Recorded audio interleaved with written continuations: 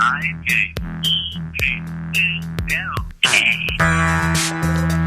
morning. Welcome to First Saturdays on BikeTalk Radio. We are here today with co-host John Jones from the Eastside Riders Bicycle Club in Watts.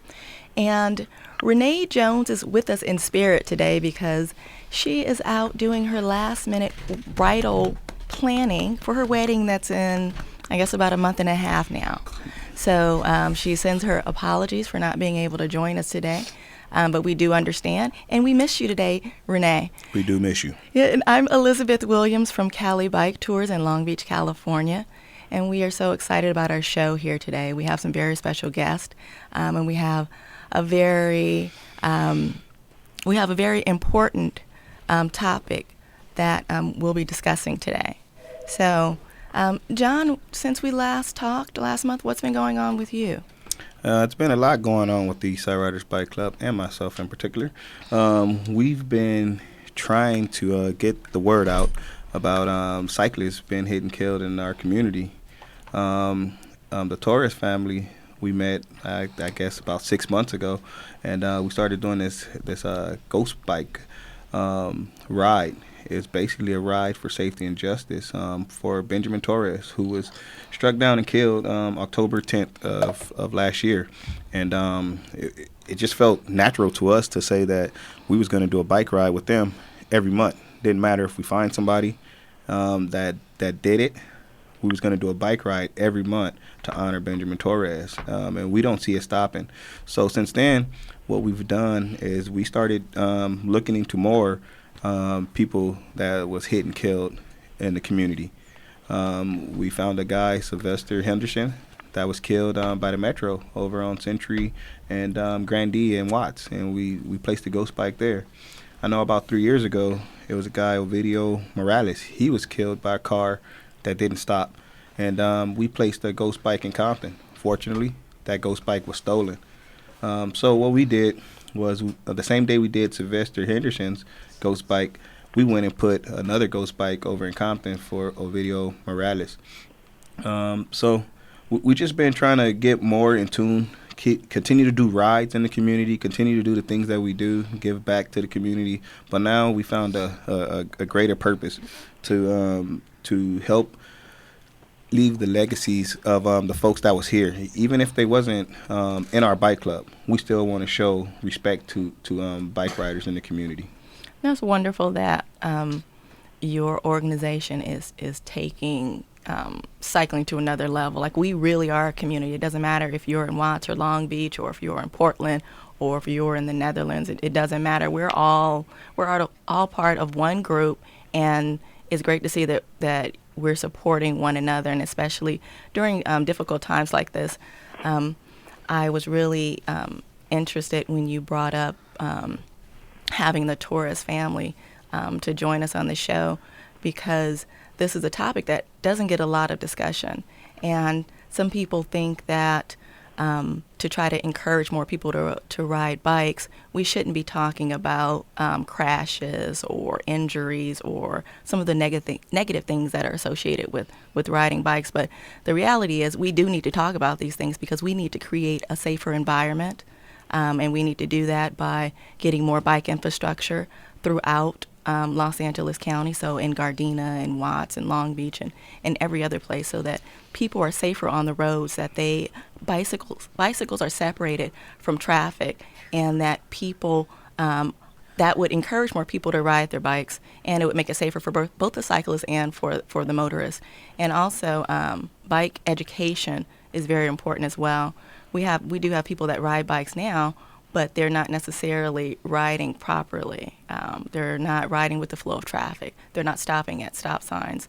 They're not wearing gear that's visible, that's causing them to be visible at night or in early mornings. So those are things that we'll talk about later, but we want to bring attention to this and let people know that we are people, whether we are people of color, whether we are from low income, whether we are women, whether we're from the hood, we're cyclists, and we are not invisible. See me. I want you to see me, and I want you to see us as cyclists. So I'm hoping today will bring some attention to that, and bring attention to finding the person who committed this horrible crime with Benjamin Torres, and that justice is served. So today in the studio we have the family of Benjamin Torres, and we have the wife of Benjamin, Maria Torres. We have the stepdaughter, Teresa Chaidez. We have two grandchildren, Fernando Aragon and Carmen Sandoval. So we will be hearing from them this morning, getting their take on their experience with what has happened with this tragedy, what's been going on with the media, with the police department, with the community, with people coming together to try to solve this horrible crime, and to see justice done for their family and for our community. So John, would you like to start with the family? Yes, this is my family now. This is my family now. We see each other and talk to each other on a almost everyday basis. And Reese has came out to plenty of our rides. The family has came out to a few of our events. They supported our Christmas give back. They came there and hung out with us all day. So like this is my family now. It's not like if I'm not happy to see them, and not surprised to see them here, because I love these people now. It's just a whole different level. So what we want to just go over is a few things. Like first of all, introduce yourselves to the people, so they can understand who you guys are and the cause of what we're doing over in Gardena. Reese? Okay. Well, I'll introduce myself first. I'm Teresa Chiles, a.k.a. Reese Cha on Facebook. And I'm here because my stepfather was killed on his way to work while riding his bicycle. And we're here because we're trying to find justice for him. It's going to be 6 months now, and we have received a lot of help from John, Eastside Riders, and folks, what we just have like to do is we got to remember that the family is still in mourning from what happened. So what we're doing is we just want to get the word out. So we will get a little emotional. All of us here will get a little emotional, but at the same time, we want to make sure we understand this story and get it out there. So what we do is we'll go to Fernando and talk to him a little bit about the what happened and what we're trying to do. John, before you start, would you say how you came to meeting the Torres family? This is a interesting piece. We had just finished doing a black and brown unity ride over from East LA to Watts with Ovarian Cycles, and one of the guys who rode with us was riding back home. He lives on 136th, I think, in Gardena, and he was riding back home up 135th and seen the ghost bike. Now, this all happened for one reason, for us to get together and do this. He seen the ghost bike. Him and his son rode down to Van Ness and Gardena, turned around and was coming back. When they was coming back to check out the ghost bike, Reese and her sister was pulling up, if I remember correct, they was pulling up to light candles. Right. And that's correct. and he stopped and started talking to him, and he called me like immediately and said, yo, it's this family. They're trying to get the word out about hit and run in the community. Are you guys down to come do this bike ride with them? Immediately I say yes. We didn't know them, but I say yes. We met with Reese and her mom over at Rowley Park in Gardena, and we talked about how can we get this out? How can we get this word out? How can we get people to come down and join this ride? We set it up. Reese and her mom, they didn't think that they just wanted to get a ride out with the family, to get the word out, and family and friends. So we came out. We did what we had to do. We did a nice route in the area. We went back to the memorial site and had a little food. And the next month it grew and grew and grew. And right now we have the Los Riders Bicycle Club that come out and roll with us, which we are together, the United Riders.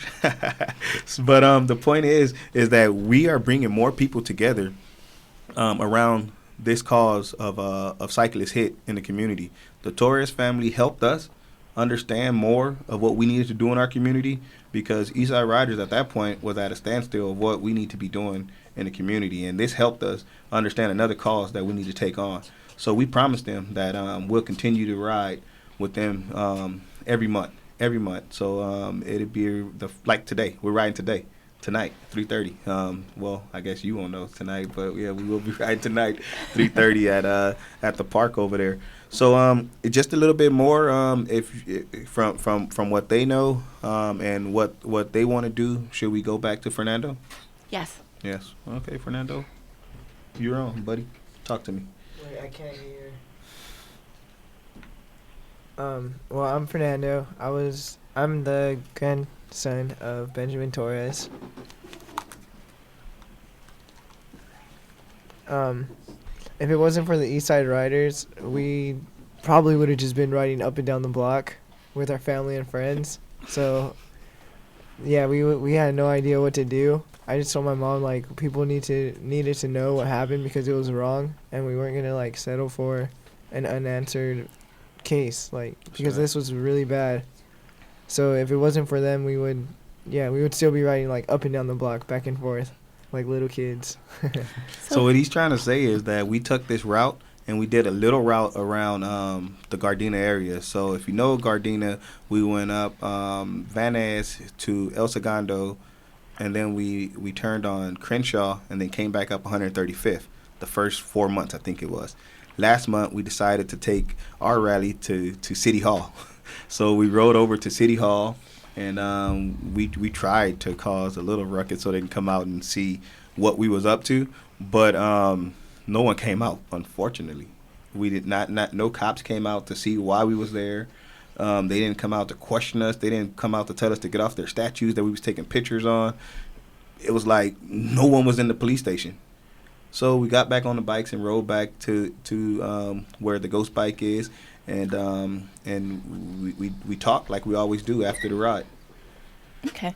And you talked about going to City Hall. That's something that I'll want to get back to later, because we do need to get the government officials involved in this, because our lives have value. And something needs to be done about it. We need to talk about this. Maybe we need to have some phone calls. Maybe we need to do letters.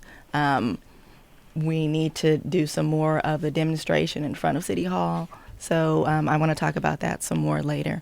But with Fernando, when this tragedy happened, how did it affect you directly? Directly, my mom pulled me out of school, and then like typically like any like high school would, any student would, they don't want to be in school. So at first I was like, yes, I don't have to be here anymore.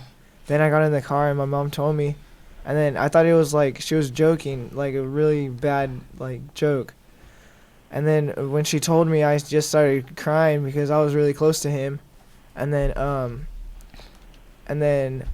it just felt like in the matter of seconds, like everything that I thought at one point was just like taken away, because you really don't know what you have until it's gone, because it happened like so suddenly and without like he was still perfectly fine. So it was just like a big surprise.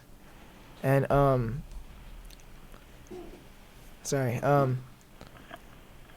mean, I was just really close to him. I would talk to him every day when he got home from work. So it's just like losing one of your really close friends, but he was my grandpa, so like, yeah, we had that relationship.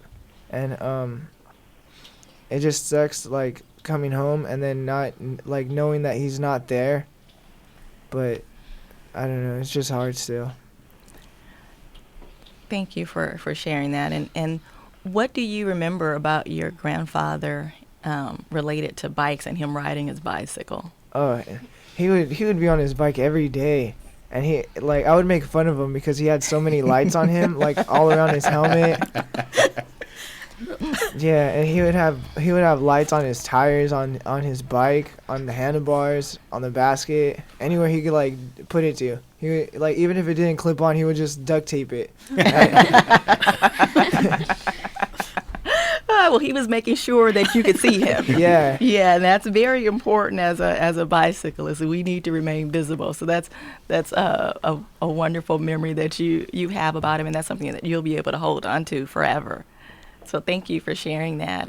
And I would like to hear from Mrs. Torres. And Mrs. Torres speaks Spanish, so we will have Teresa interpreting for her. So, Mrs. Torres, I have no idea what type of experience this has been for you because I haven't lost a spouse before. But if you could share with us what your experience has been and what you hope will come from this. ¿Sí le entendió? ¿Qué es lo que siente que ella nunca ha perdido a un ser querido o esposo de inmediato? ¿Cómo es lo que se siente usted ahorita? Es muy duro para mí. El día que yo supe que lo habían atropellado, yo pensé. Yo no creí que era él porque él se iba a las 4:30 de la mañana. Y para la hora que llegó la policía, yo no creía que era él.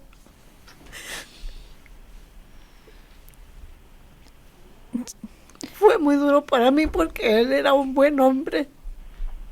Nos la llevábamos muy bien, quería a mis nietos, a mis hijos, a pesar de que no son hijos de él. Se llevaba bien con ellos. Y teníamos pensado comprar una casa. Pero ya no. Todos nuestros sueños se destruyeron.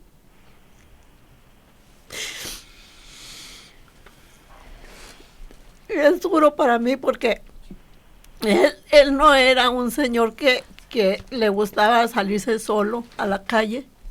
Él compartía muchas cosas conmigo. Los fines de semana, los viernes o cada 15 días nos íbamos a bailar porque a él le gustaba ser alegre y quería que yo estuviera contenta. Él no me dejó trabajar desde que yo lo conocí. Nunca me dejó trabajar porque yo ya había trabajado para mis hijos. Y él era muy buena gente. Y yo estoy muy agradecido con toda la gente que nos ha apoyado, a pesar de que nunca los hemos visto. Y yo no pensaba que en este mundo hubiera tanta gente tan bonita como ellos que nos han apoyado hasta ahora. Y espero que haya justicia. Porque esto no está bien. Tienen los mismos derechos de compartir el camino, los de las bicicletas, que los carros. Él, aunque estuviera lloviendo, él nunca quería que yo lo llevara al trabajo. Entonces siempre él agarraba su bicicleta, hasta traía su traje del agua para cuando llovía, y se lo ponía y se venía. Y yo todavía ahora, hasta ahorita, se me hace como un sueño lo que haya pasado, porque se me hace imposible. Es una cosa imposible lo que está pasando. Yo quisiera que si el que lo haya hecho, que se entregue. Así para saber que va a haber justicia, porque no está bien. Okay, let me make that. My mom loved Benji very, very much, and her dreams were shattered when she heard the news. There was no way in the world she even knew it was actually happening. It was her biggest nightmare. My mom loved him very much, and Benji never actually allowed her to work the minute they met. Well, not the minute they met, but they were each other's soulmates. they did everything together. Their dream was to buy a home, but unfortunately now everything has. Her dreams actually they've disappeared now that he's gone. I mean, they were inseparable. It's like everything they would do together. They would go out dancing every weekend. They were each other's best friends.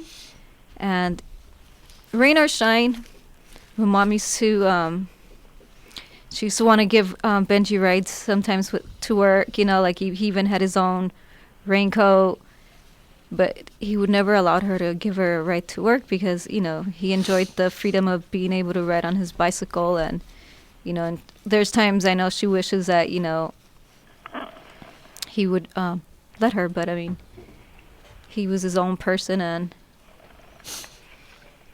my mom wants to find justice for the person that did this. I mean, her wish is at least, you know, for the person to come forward and just say, hey, you know, I did it, have some type of remorse, or, you know, like, just come forward and deal with what you did, you know. She just wants some type of justice. She's completely shattered, and I mean, it's gonna take a minute. Who knows? I mean, it's really, really, really hard. Her dream, you know, her soulmate's gone. Nothing, no one or anything will replace her. My heart hurts for your family, listening to your story. And we do want to find justice, and hopefully this show will help to make that happen.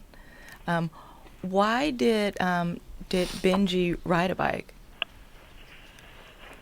Like, what was his main reason on why he rode a bike? He rode a bike because he said it would waste gas going to work, so he'd rather let my grandma sleep in the middle of the night when he had to go to work, and him leave like an hour earlier before work, so he could get there another hour early, so that there's like no cars there, and he could just ride, because basically he didn't want to waste gas. Okay, so he was saving money. Yeah. Saving money. Okay. John? Oh, I'm sorry. We haven't heard from young Carmen. Mm-hmm. Carmen, what are your memories of your grandfather and his bike?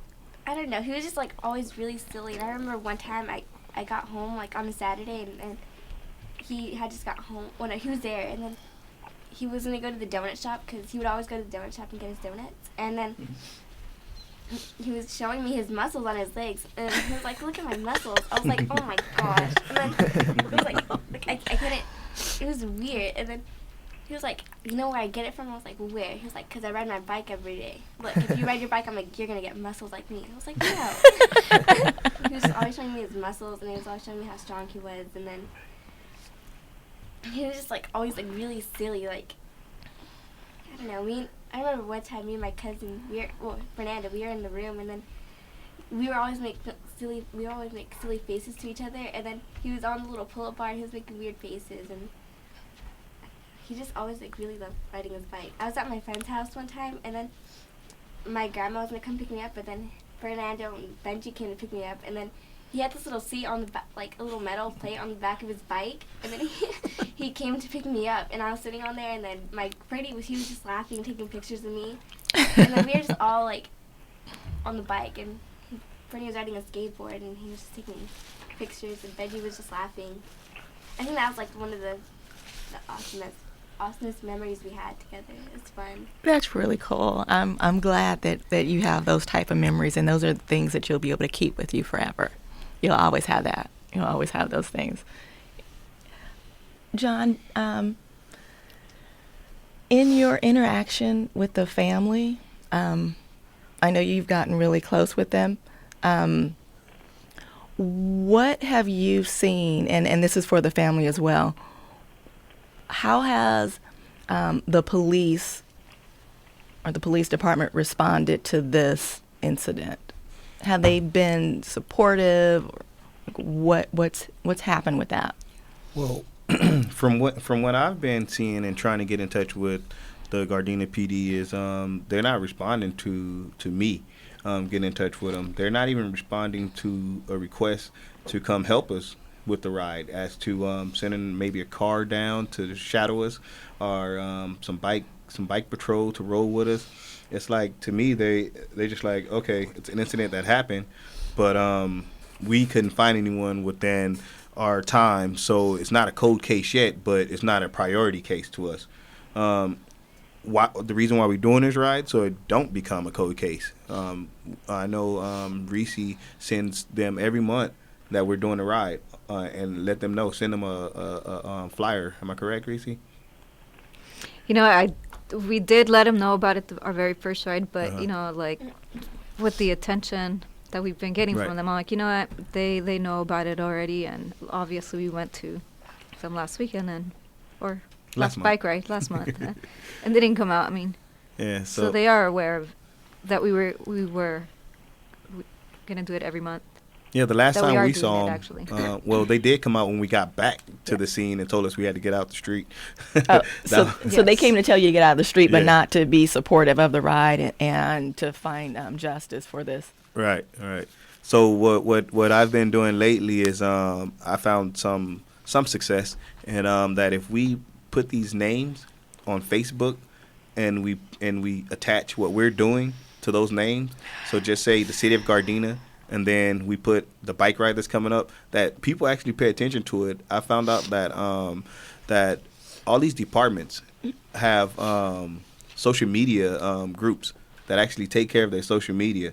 So they're seeing what we're posting if you attach their names. I'm starting to attach their names, starting to attach the media names to our events, and we're calling the media out also, because if this was let's say on Palos Verde, then this would have been covered on the news, and it would have been much attention to this incident. But since it's in you could say almost South LA, or in a community where you know it's hard for us to get what we need done in the first place, it's like swept under the rug. But that's something that we're not going to let happen. We're going to continue to shine light on this.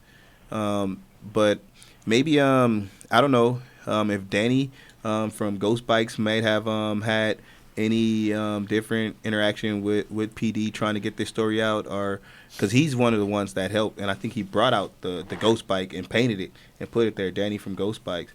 So he might be a person that have a different view on what the media is trying to do, or the police department is trying to do also. Okay, and Danny is on the line with us. Good morning, hi. Danny. Welcome to Bike Talk. Thank you for having me. I haven't had any interactions with the Gardena PD. Matter of fact, if Ghost Bikes are placed either by people in the Ghost Bikes LA group, and there's a bunch of us, we kind of stay away from the police. We kind of do our own thing, and we try and do it anonymously, so that we're basically doing it for the community and for the families involved. But yeah, we definitely try and stay away from that side of we're not necessarily trying to create a problem in the community. We're trying to raise awareness, and to just the act of putting up a ghost bike, that's what we're contributing to this cause, and we don't like doing it, and it's not something that we we like to do, but it's something that we have to do, we feel. Okay. Teresa, what type of media have you received regarding your stepfather's case? Has anything happened? Has it been on the news? Has it been in the paper? Has it been online? Like what? It has not been on the news, but I did on the very first day that the accident happened.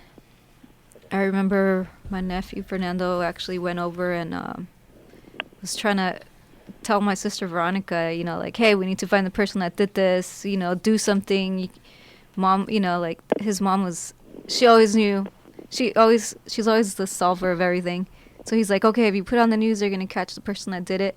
So of course my sister contacted the Daily Breeze, and they were able to put a story out with the Daily Breeze, and I believe Larry's the one that wrote the story. And I know we've had Streets blog. Sarah wrote an article on that. Bike in LA actually posted another letter. I mean, like they covered the story, and there was a few other sites that, From USC last week? USC, I mean, last month? Last month, yes. I had a USC journalist who actually joined the bike ride. Like, she was there taking pictures. That was, I believe, Meng Meng was there also. And, of course, Danny, plays the Ghost Bike, and he covered this. He put it on his site also. Yeah. And those writers, Eastside writers. But, I mean, it actually never actually caught the media attention. Like, I know I tried to contact like the news reporters or news stations, but I never received feedback from them. And yeah, I wish, it's like part of me, it's like I wish they would come out and they were actually there and covered it when it first happened. But I mean, I don't know. All we can There's do is other fight friend- and go yes. from here. So we're just doing everything we could. Okay. I was thinking about, has the LA County Bicycle Coalition put anything out? Because I saw an email maybe a few weeks ago for a ride that it was regarding a cyclist who got hit in Griffith Park. And there was a reward offered as well. And I saw that LACBC was promoting that ride. So I was wondering, have they gotten involved? Have they been notified about this so that They know. Because they have a much broader reach. They know about this. We deal with LACBC all the time, and I let them know. I'm not sure, but I did send over to their media guy to put this on their calendar every month that we do this ride. And I haven't seen it. I haven't seen it promoted, but we do send them emails and send them Facebook messages to let them know that we're doing this ride, because we know they have a broader reach. And what we really want to do is we want to have 200-300 riders supporting this cause. I mean, we got 2,500 people coming out for Critical Mass, which is just a bike ride through the streets. This is a great cause right here. I mean, this is a cyclist who was killed. Every cyclist should be there riding on this ride, because it can be any one of us at any given time. And if it was me, I would want the same thing to be happening in the community. I would want people to be doing a bike ride just to bring justice, even if it wasn't every month, if it was just one time. I would love for everybody to be out there riding the streets in a name for me. I mean, in my name. But it's like, this is not important to a lot of cyclists until it's one of their friends, and that bothers me because it can be any one of us. The cyclist community is a very tight-knit cyclist community, especially when you go on the west side. You see on the west side, these guys are riding down the streets and they know each other. And it seems like we're a different group because we're not known to ride bikes just for leisure, And now that we're picking it up and doing it, we're breaking into that area of people getting to know us, and we ride bikes and we do bike rides and we have fun. So now it's more we're crossing over. So our thing is like the LACBC, they should step up more of what they're covering, a broader reach, and cover these things. This is important. I mean, a Sunday fun ride is important, but this ride is very, very important also. Yeah. Okay, LACBC, we're calling you out. Calling you out. We want to make sure that this bike ride, the Benjamin Torres Memorial Ride, gets some attention with the LACBC and with their members. And we also believe that we're a complete bike community. We're part of that community. We're not invisible because we live in an area where there is a majority of people of color, or there's a majority of people that are from low income. We're still a part of the bike community, and we want to be recognized for that. So we need your help in getting the word out so that we can find the person who did this to Benjamin and get some justice. So we're reaching out to you, and hopefully you'll reach back. So Um, we were talking with Danny about the ghost bikes and the work that he's doing, and Danny, would you like to share some more about what your project is and how it started? Well, sure. I mean, Ghost Bike started in the early 90s back in Midwest of the U.S., and now it's spread out worldwide. And for more information, you can go to the defunct website, ghostbike.org, which they don't, it's basically the website that encompasses Ghost Bikes, in all of pretty much the whole U.S. and even Europe. But our local website, which is just a Facebook page, is Ghost Bikes Los Angeles or Ghost Bikes LA, and that gives you all the lowdown on anything happening in Southern California.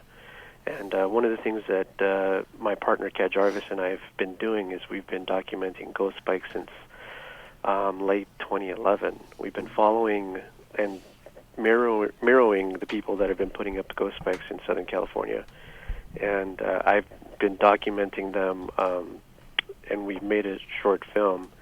After we finished that short film and screened it, we noticed that we had hours of footage that we could actually have enough to do a full 60-minute documentary on ghost bikes in Southern California.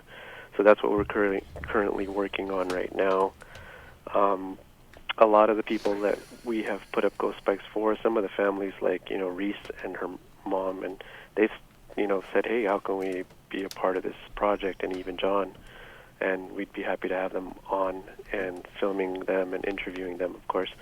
But one thing that I wanted to mention about Benjamin Torres is that he was hit and killed on West 135th Street and Wilton Place. And if you Google map that area, and one thing that hit me when I went and put that ghost bike at that intersection is that very, very close to where he was hit is a fire station. I'm talking like the very next driveway. So this person who did this horrible, horrible thing of leaving someone there, hurt, all they had to do is literally walk or even throw a rock at the fire station that's literally the very next driveway. And that just pisses me off like you wouldn't believe. I mean, I was so upset. I was like, there was help right there. All they had to do is knock on the door. I mean, who knows what the outcome would have been. Yeah, it's amazing how a person can be just completely void of feelings. Like, you're a human being, so if I was in that place, or if it was one of my loved ones, there's no way that I could not respond, that I could not stop. And I wanted to tell a quick story about an experience I had maybe 2 months ago that really made me think about this case with Benjamin on a completely different level. So I was out running an errand with my mother, and I was driving. So I went to Cal State Long Beach to look at, they have these bike stands that I'm interested in seeing throughout Long Beach, where you can do repairs, and the tools are attached to the stand so no one can steal them. So I thought that was a great idea. So I wanted to go and take a picture of them. So I'm leaving campus at Cal State Long Beach, and I've stopped at the light, and I'm waiting for a light, and there's cars at all the intersections, and I see a runner run up on the side of the street that doesn't have a sidewalk, and she's waiting for the light to change to cross over towards the campus. So the street I'm on Beach Street, and the girl is on Bellflower, which is a busy street. So she stopped at the light, waiting for the light to change. The light changes. The girl steps into the street to start her run to cross the street to campus, and a car comes flying full speed and hits her right in front of me. And it was the most horrific thing I've ever seen. I hope to never experience anything like that again. Wow. And I saw the woman being thrown into the air, like I don't know how many feet, and then for her body to land. Now, the car, I don't know what the driver was doing, but the car did not brake, did not slow down at all. So he didn't realize that the light was red. So I don't know if he was distracted, the sun was in his eye, I don't know what the deal was. But maybe 5, 6 people went over to assist the girl. The driver did stop, and I was stopped at the light in shock for I don't know how many minutes, where I couldn't respond because this was something that was so unreal to me. So when I finally got it together, I made a U-turn and I parked on the opposite side of the street from where I was, and I'm like, okay, I called 911, and a bunch of other people were on their phones calling 911, and then some more people rushed over to assist this lady. And afterwards, my day was it just sucked. It was horrible. I didn't ride my bike for a week after that because I was afraid. That shocked me to a point, and it scared me to a point where I was afraid to ride my bike for a week. And I'm not a fearful person. Like, I ride through anywhere. I've ridden on the freeway. I'm not a fearful person at all. And that made me think that could have been me.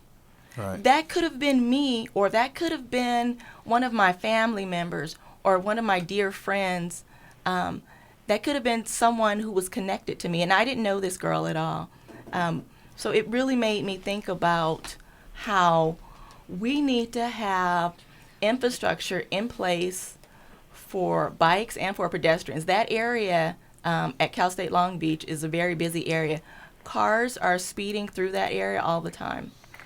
So we need to see some stricter laws, and we need to see some stricter laws about people who hit cyclists and pedestrians, even if it's not alcohol or drug related. We need to see more infrastructure in place for people biking and walking. So the infrastructure, I believe, would be a significant improvement to safety on the roads for cyclists. So if Benjamin was riding on a street that had a bike lane, or if it had a separated bike lane, the traffic on that street would be slower. And the laws on, I was reading some articles about if we slow traffic down to like 20 miles per hour compared to like 35 miles per hour on the street, if someone were to be hit by a car going at 20 miles per hour, they're more likely to survive that crash rather than someone being hit by a car going faster at like 35 miles per hour or faster. So your likelihood of being of survival at 35 miles per hour are a lot less. Like it increases significally by mile. And so, even if you have a helmet on, you know, even if you do have a helmet, So if we can slow cars down on the roads, it makes it safer for everyone. So for the bicyclist, for the walker, for the runner, and for the person that's driving in the car. So I think that's something that we really, really need to focus on, is getting more bike infrastructure in areas where there are people who look like us, that are people of color, people who are from low-income areas. We need to make this a priority and start talking about it. We need to get the communities involved and really understand the importance of getting this infrastructure in place in our neighborhoods. This isn't just for people who have money or just for older white men. It's not just for them. It's for all of us. It's for the person who rides their bike to work. It's because they have to or because they want to. It's for the person who wants to play in their neighborhood, but they don't have bike infrastructure to ride around, so it's not safe for them. And one of the other things that I am realizing we really need to do is to get the government officials involved. So I don't know if a campaign has been started with phone calls to city council members, to Congress people, so that we can bring attention to this case. So letters, phone calls, and then the demonstrations that you're doing at City Hall. Those type of things need to increase, and we want to get the word out to the community that this is something like our voice counts. Yep. It carries weight, and we need to voice our opinions and voice our concerns so that we can be safe in our communities, so that we can get justice, and that we can have not have things like what has happened to Benjamin ever happen again. And just to go back to your story, you was just the person that seen. You was just the person that seen this happen. You wasn't the person that was involved in this accident, and you was stuck numb. Now, to the person that did, how could they live with this on them? Yeah, I don't know. How could they live with this on them? Any hit and run, how could you live with that on you? I seen the person get hit before, and it just it did the same thing to me. And before I seen a lady who was in the street, and cars was running over this lady, and it's like they thought it was like a lot of trash in the street, but they didn't know it was a person there. And I don't know how I spotted that it was a person there, but it's like, how do you live with these things? You don't stop. You don't think. I mean, you're just thinking about how can I get away with it. So, I don't want to be caught. I don't want to be doing the crime. I don't want to be doing the time for this crime. So, it's like we need to get, as humans, we need to just go ahead and just say, I messed up. I messed up. I need to go to the station and just whatever happens, happen. I need to go and say it was an accident. I need to bring, the evidence in. And whatever auto body shop that fixed this car, I mean, they know something happened. I think auto body shops should have to report any accidents that come in that's not insurance case to the police departments. So then, if it's a crime out there, at least the police departments can come and check it out and make sure that it wasn't in a hit and run or something like that, or they just backed into a tree or whatever it might be before they fix this car. Yeah, I think that's a great idea. I think that's a great idea, and that's something that I think is part of a campaign to find justice in the phone calls and in the letters. Then that's something that should be included and stated again and again and again until it starts to get some attention, and hopefully it'll be something that could be implemented, because I mean, this is a senseless crime, and for someone to be able to sleep at night after hitting someone. So even if it was in the wee hours in the morning and it was dark, and they didn't see him, You hit something.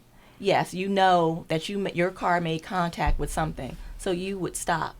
Like, where's your conscience? So I pray that the person who did this would step forth, and I pray that if he doesn't or she doesn't, if someone knows about this, if they have heard someone talking about it, if they got a tip to share, that they do contact the police department so that justice can be served, because it needs to happen, and the family needs for this to happen so that they can get some type of closure on this case and be able to move on and honor the memory of Benjamin, knowing that justice has been served for them and their family. One of the other things that I wanted to talk about before we go on a break is infrastructure is probably the most important thing that we need to have in our communities for us to be safer on the roads as cyclists. The next thing would be bike education. It's very important that we educate people who ride bikes. It's also very important that we educate people who drive cars around people who ride bikes. So we need a serious bike education campaign to be launched throughout the U.S. and especially in our area here in Southern California. So people need to understand how to ride their bikes in traffic, what their responsibilities are, the rules of the road, how to remain predictable and visible. So Fernando was talking about how Benjamin would have all these lights, like he was lit up on his bike. Well, that's what we want. We want to be visible. It's important that we have lights on our bike when we're riding early in the morning when it's dark, or at night when it's dark.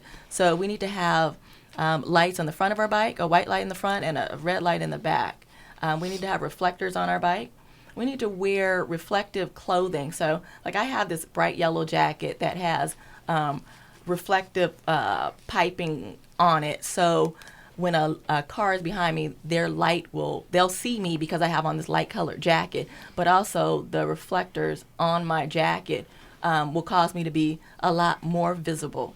So we want to make sure that people are visible when they're on the road, and that they're as light and as bright as possible. We want to make sure that people are riding the right way in traffic, that they're going with traffic and not against traffic, because that's one of the main reasons on why we have accidents with people riding the wrong way on the street, because cars aren't expecting you. So for some reason, people think that if I ride my bike the wrong way, cars will see me better. But the reality is they're not expecting you, so there's a greater likelihood that you'll be in a crash with them.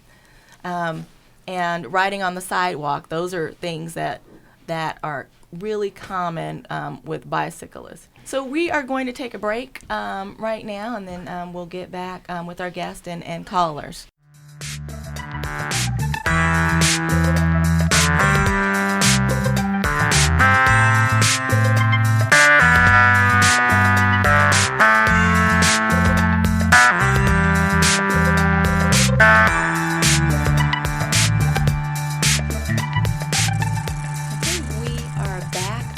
Saturdays on Bike Talk Radio with Benjamin Torres' family. So earlier we had Mrs. Torres give her thoughts about what's happened with this experience with losing her husband, and Teresa was interpreting, but it was very emotional for everyone. So there were a couple things that Fernando recalled that were left out in the translation, so he's going to share those with us, and these are the thoughts of Mrs. Torres. She said that everything that she was looking forward to, buying a house and all, like, growing old with him and all of that stuff, is, like, taken away from her, and she basically, that's not fair to her, because no one's, like, came forward and said anything. And another thing she said is that we weren't blood related to him. He had no kids, and he didn't talk to his, like, blood family when they only lived, like, 10 minutes away. But he loved all of us, like, if we were his kids. That's what he would call us. Like, he would call my little cousins, like, his granddaughters, and I was his niño. And like, every little thing he did, he would, like, walk into the liquor store, he would take my little cousins and he would buy us all something. And that's just, like, the kind of man he was. He, like, if you, like, finished your food already and he still had, like, a piece of chicken left, he would still offer his food to you. That's just, like, the kind of person he was. So he just had a really big heart. Yeah. Yeah, it sounds like, and I never got to meet him, unfortunately, but it sounds like he was a wonderful man to know and to have him in your life, and that he is definitely missed. So thank you for sharing that. I actually Fernando. kind of just met him a couple of days ago through a video, and I got to see a little bit of his friendliness and joking around. So now I feel like if I met him and kind of know him a little bit better, I think me and him would have got along real well. Oh, that's so cool. That is so cool that you got to see the video. He was a goofball. So we want to know, actually, what were the details of this crime? So if you guys could let us know the date that it happened, the time, where, and what does the family want to see happen with this case? Okay, it happened on October 10th, 2012, and on the police report it actually says that the accident actually happened around 4:30 in the morning, and of course he was hit from behind, according to the details, and he had he ended up having multiple traumatic injuries on his left side of his head, and we didn't get in contact with the police department until they came over to our house around 10:30ish in the morning. We haven't really received much details of the accident due to, it being under, it's a case, an open case. And until this moment, like, we're still trying to figure out who did it. The latest news that we have received is that it could be a Ford Explorer or a Mountaineer, purple maroon color. It's maybe like a 2000. The year is 2000. 2003. 2003. Yeah, in the Ford Explorer. And of course, there might be damage. There's damage on the. Is it the? I think the right side. Yeah, the passenger side, the front. And that's basically the details that we have. The closest information that we have to the case. Okay, so if anyone has any information about a Ford Explorer or a Mountaineer that's purple or maroonish, then they need to speak up. If you have a neighbor or a coworker, or you've seen someone driving around in this color car and they had some damage to the front right side of their car that was unexplained, please provide a tip. And who should they contact if someone knows anything about this case? Well, I know the contact information. I know it was the detective wanted to be contacted, but also, you guys can email me, Reese15@yahoo.com. And how do you spell Reese? RESEE15@yahoo.com. Okay.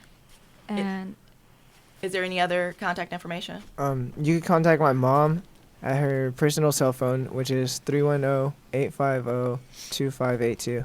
Okay, can you give that one more time? 310-850-2582. Okay, thank you. I can also provide my cell phone number for Teresa. It's 310-493-2937. Okay, thank you. And what does the family want? Like, what do you want to see happen from this interview, from this tragic incident happening? What do you want to see as a result? Well, We just want to see answers, basically. Like, just so we can have what's the word? So we can have like closure between our family, because right now it's still like it's a dream, like a living nightmare. And like, just like you said, like someone, like some auto body shop has to know something, or like all it takes is one person to make a difference. And we would just want answers, just so we can have closure and be at ease. So hopefully with this interview, someone could come out and say something, like, just have a heart, basically. Okay, yes. Please speak up if you know something. Please reach out to the police department, to the Torres family, so that we can get some answers and so that they can get some closure and have some justice for this case and have justice for Benjamin Torres. Were there any other comments that you wanted to leave us with regarding Benjamin, or your experience, or anything that you want to say to the offender? Do you have anything that you want to add, Carmen?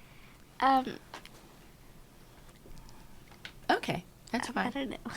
That's fine. How about the rest of the family? Is there anything else that you want to leave us with? Para que si está escuchando la persona que Que se entregue a la policía, porque cómo puede dormir con esa conciencia sabiendo que mató a alguien que era inocente y que él no le hacía mal a nadie. Él solo iba a su trabajo, y que encuentren al culpable. Si nos está escuchando el que lo hizo, que se entregue. De aquí puede salvarse, pero de la ley de Dios no puede. All right. She said you could save yourself from here, but with God, you know you'll do wrong. So eventually you'll get what you deserve. And she also said that just come forward, like please just come forward, so our family can be at ease, basically.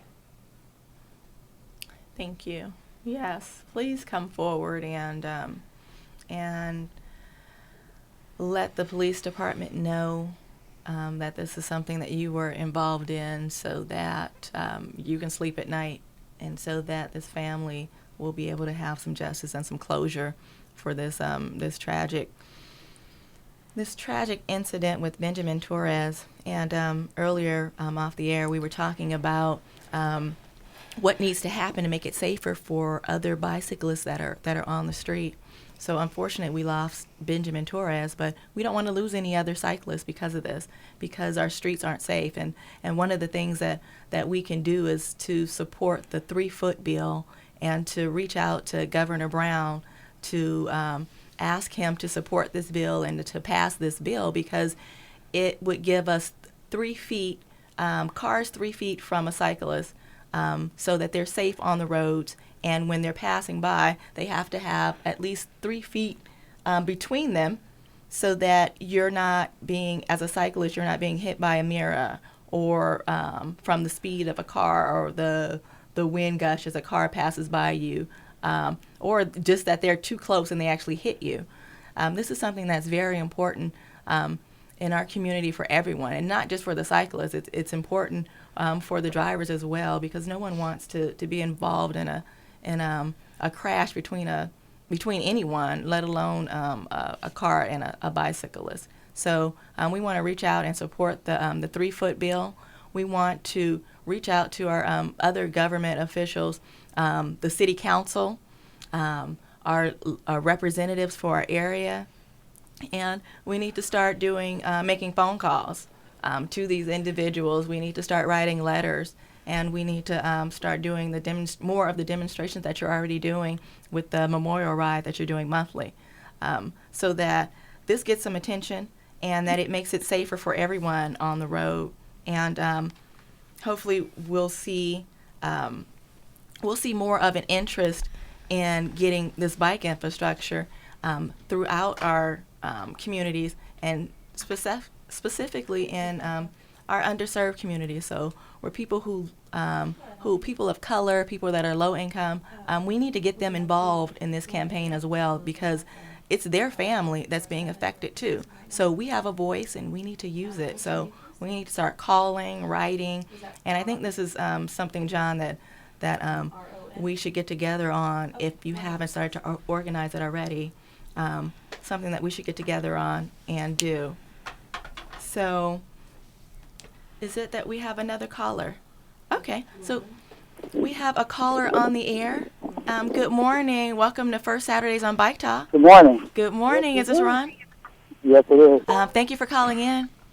Yes. You the man with the plan. So right here we with the Torres family.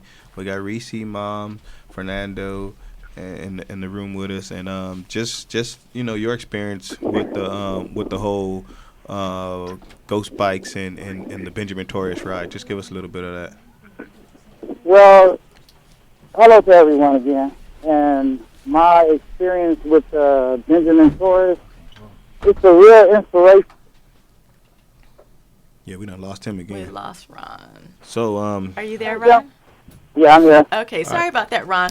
Ron, we are having some technical difficulties, and we are actually coming to the end of the show. So we want to hear from you, but we're going to have to hear from you quickly, please. Well, that's what I was just trying to say real quick. This is a real inspiration just to get the word out about the awareness of cyclists and the things that's going on. that's what's up, man. And thanks for continuing to support the ride. Thanks for continuing to help the family when we're there. Smile. You put a smile on the face. So thank you very much for that. Yes, sir, and I'll see y'all in a few hours. See you in a Thank few you. hours. Thank you, Ron. Thank you. All right. And I do have the megaphone today. All right. Bye. Keep your lane. Later. All right. Get your lane. So we have about 5 more minutes before our show is wrapping up. Every month we will be doing this bike ride, the Benjamin Torres bike ride, in the community and starting off at Raleigh Park, 3:30 in the afternoon. You can check the Facebook page for the date. You can also check the website. It's www.eastsideriders.org, and you can also check on Facebook at facebook.com/Eastside Riders, and you'll find all the information that you need for the Benjamin Torres ride. You can also come out to the rides. We really highly encourage folks to come out and join us on these rides because we want to get this word out. Support the bill. And Danny, what was that bill again? The bill, the 3-foot law, it's coming up again. Let's see, they're calling it SB 1464. So hopefully the governor won't veto it again, because if he does, this would be the third time he vetoes your bicycle safety on your streets. So really, the blood is on the governor's hands. That's where it's at. So we all need to get up and put pressure on the governor to pass this law. I know the mayor of LA, he signed it. I think the county board of supervisors is backing it. So we just need the governor to sign it to make it become law. So then we can have a little bit more protection on the roads. Yeah, and we need that. And John, did you have any other events that are coming up? Oh man, we have a whole slew of events coming up. If you was to join us today we have the Benjamin Torres ride. Tomorrow we have the bike ride for the Ghost Bike ride that we're doing with Danny down to 43rd. We also have a kickball game coming up soon against the Los Riders and the Torres family and other folks in the community. We're going to be having a nice kickball game over at Ted Watkins Park. And then for every cyclist out there, Ciclavia is coming. Ciclavia is coming. So we're taking the southeast in our community down to downtown LA and rolling to Venice Beach. We'll be meeting up with that ride on the 21st of April.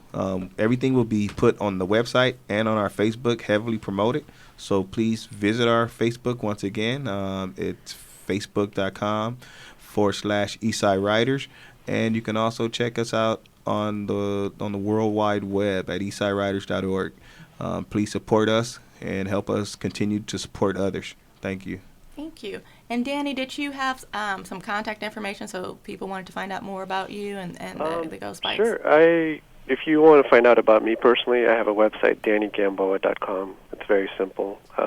I show it's a photo collage of most of the Ghost Bikes that I've been following. Danny, how do you spell your last name, please? Gamboa. Okay, thank you. And if you want to follow the documentary that we're making, it's Facebook.com/GhostBikeDocumentary. Okay. So. Thank you. Thank you. And the Torres family, one more time, the contact information if someone has some tips or if they want to find out more about what's going on and maybe join in the ride or support your awareness campaign. You can contact my mom, Veronica, at 310-850-2582. One more time? 310-850-2582. Okay. Thank you very much. And you can reach me if you are looking for bike tours in Long Beach, if you're looking for bike training, safety classes, learning how to ride a bike, anything related to biking. You can find me on CaliBikeTours.com. That's CALI BikeTours.com. I'm also on Facebook and Twitter under Cali Bike Tours. And this coming month, we have National Bike Month, so look out for some events that I'll be planning and being a part of for National Bike Month. And for April, on April the 20th, we are having an Uptown Renaissance bike tour of North Long Beach. And that one is going to be on Saturday the 20th from 9:30 to 12:30. So you can contact me if you want to be a part of that or learn more about it. And I'm also going to be teaching, doing a demonstration on bike maintenance at the Tour de Carson bike event and that's on April the 13th at 9:30. So I'll be there for about an hour teaching. I think it's 3 sessions on basic bike maintenance. I'll probably be demonstrating how to change a flat tire as well. So I got a bunch of other events going on, but you can find me at CaliBikeTours.com or on Facebook under Cali Bike Tours. You can also call me at 562-334-2453. That's 562-334-2453. And thank you so much for joining us today. This was a very important topic, and we hope that you will share this show with your friends, your colleagues, with your local officials, to get the word out about finding justice and seeking justice for hit and runs, and for making our streets safer for bicyclists. This is something that's very important to all of us as a community. So we appreciate your support, and thank you for listening to us today. Special thank you to the Torres family and Danny for tuning in. I mean, for being on with us. We love you guys. We'll see you guys next month. Thank you. All right, thank you. Bye. Thank you. Bye.